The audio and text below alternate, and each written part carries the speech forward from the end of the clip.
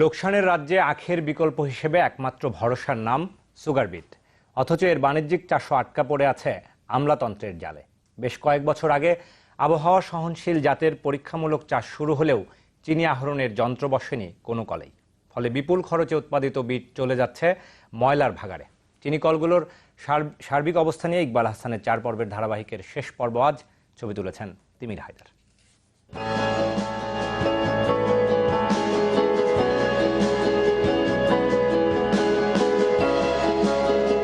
দেখতে খানিকটা মিষ্টি আলুর মতো, পরিপক্ক অবস্থায় এক একটির ওজন 1.5 থেকে 2 কেজি।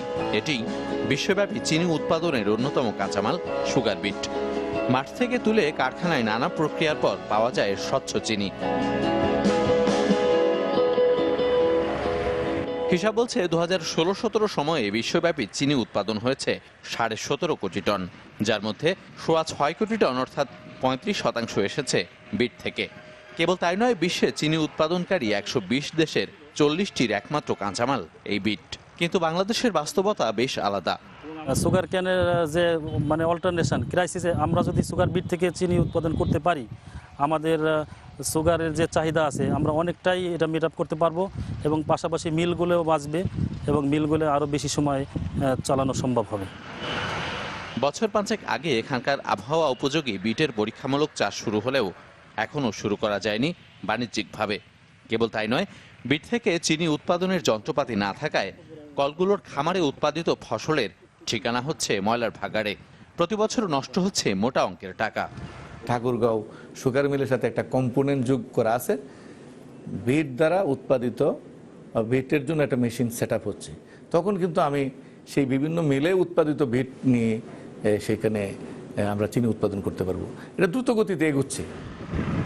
বিট চাষে এরই মধ্যে আগ্রহ দেখিয়েছেন আখ চাষি এবং কৃষক, কেননা এই ফসল 4 মাসে ঘরে তোলা যায়, হেক্টর প্রতি উৎপাদনও বেশ ভালো।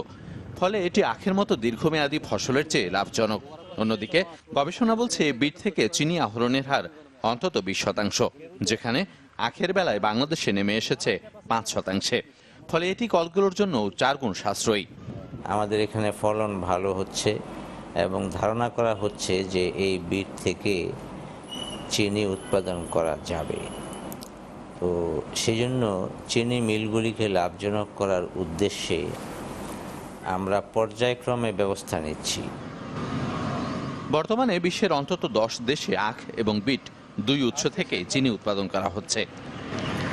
দেশের বেশ কয়েকটি চিনি কলে এরকম পরীক্ষামূলকভাবে চাষ করা হয়েছে সুগার বিটের। এর বিশেষত্ব হচ্ছে যে এর মাধ্যমে অন্তত 18% পর্যন্ত চিনি আহরণ করা সম্ভব, যা কলগুলোর দুর্দিনে বড় ভূমিকা রাখতে পারে।